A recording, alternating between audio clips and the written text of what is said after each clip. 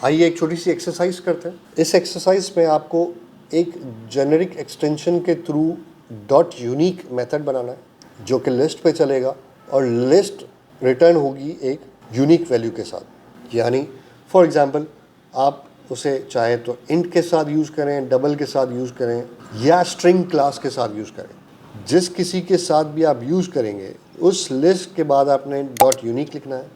जब आप इसे प्रिंट करेंगे तो आपके पास यूनिक वैल्यूज़, यानी अगर मैं स्ट्रिंग क्लास की इस लिस्ट एग्जांपल की बात करूं, आमिर, पिंगर, जाहिद, आमिर, तो आमिर चूँकि 2 मरतबा है, अब मुझे आमिर एक ही मरतबा मिले, ना कि 2 मरतबा।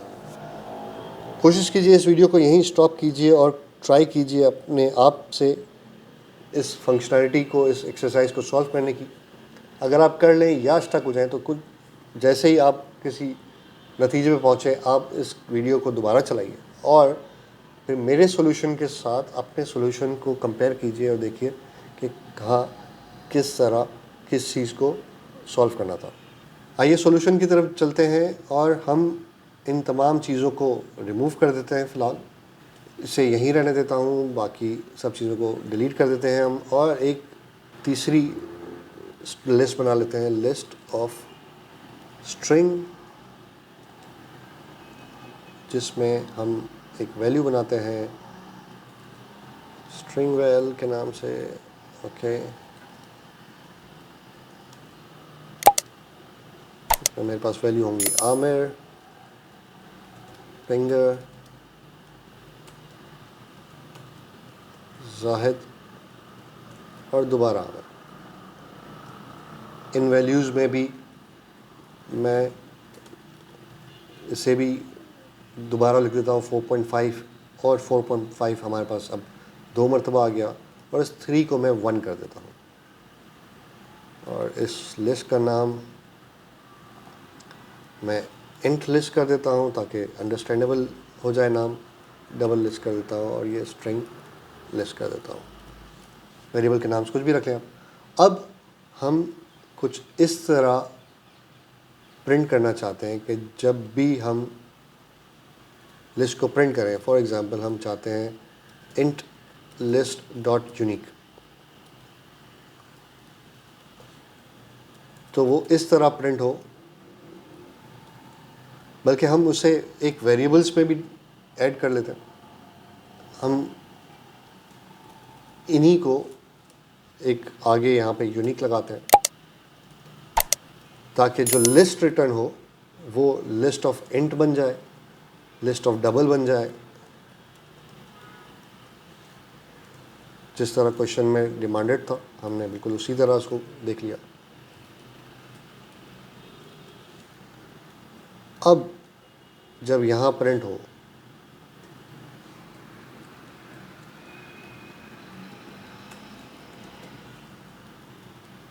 तो हमें वो आउटपुट मिले जो रिक्वायर्ड था। अब एक्सटेंशंस की मदद से हम बनाते हैं यूनिक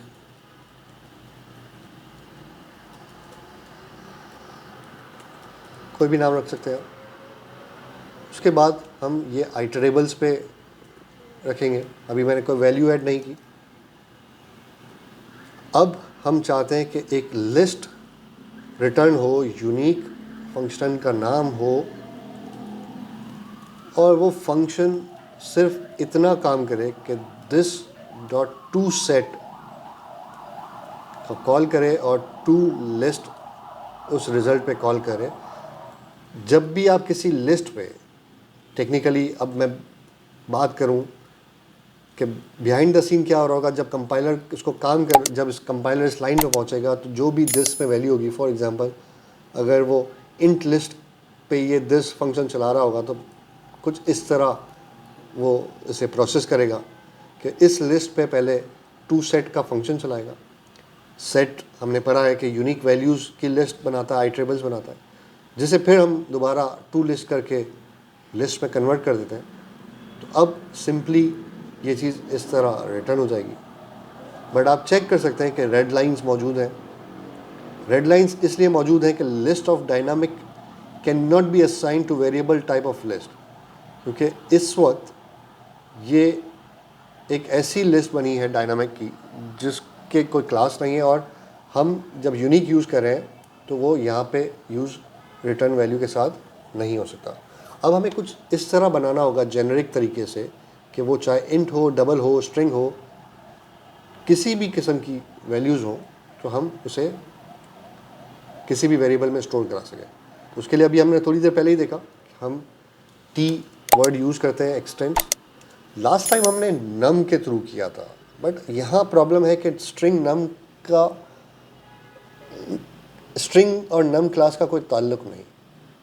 अब हम क्या ऐसा लिखें कि जिसका ताल्लुक इंट से भी हो, डबल से भी हो, स्ट्रिंग भी हो, यानी जब ऑब्जेक्ट की क्लासेस की हायरार्की बनती है तो कोई एक ऐसा पेरेंट क्लास हमें, कोई एक ऐसी पेरेंट क्लास हमें मिल जाए जो इंट की भी पेरेंट हो, डबल की भी हो या स्ट्रिंग की भी हो। तो जी हाँ, हमें बिल्कुल याद है कि हमने ये सीखा था कि ऑब्जेक्ट एक ऐसी क्लास है जो डार्ट में हर एक क्लास की पेरेंट है सिवाय नल के। तो हम ऑब्जेक्ट लिख सकते हैं यहाँ पे। उसके बाद हम बताते हैं कि टी टाइप की वैल्यू आइटरेबल्स में आपको मिलेगी और आपने लिस्ट ऑफ टी रिटर्न करना है, और इस लिस्ट ऑफ टी को आप बाकी चीज़ों में यूटिलाइज करेंगे। अब आप देख सकते हैं कि यहाँ पे अगर ब्रैकेट्स लगा दिए जाएं तो सारी रेड लाइंस हमारी जा चुकी हैं। दैट मीन्स कि अब हमारा एक्सटेंशन जेनरिक बन चुका है जो ऑब्जेक्ट क्लास की किसी भी आइटम, चाहे इंट हो, डबल हो, स्ट्रिंग हो, उस पर चल सकता है। आइए इसको चला के देखते हैं। Dart run. आप देख सकते हैं कि जिस तरह हमें सवाल में रिक्वायर्ड था उसी तरह हमने फंक्शनैलिटी को बनाया, और उसका रिस्पॉन्स एग्जैक्टली उसी तरह है जिस तरह सवाल के साथ हमें प्रोवाइड किया गया था कि ये एक्सपेक्टेड आउटपुट मौजूद है, जिसमें सारी वैल्यूज़, चाहे इंट लिस्ट हो या डबल लिस्ट हो या स्ट्रिंग लिस्ट हो, यूनिक है और लिस्ट फॉर्मेट में है।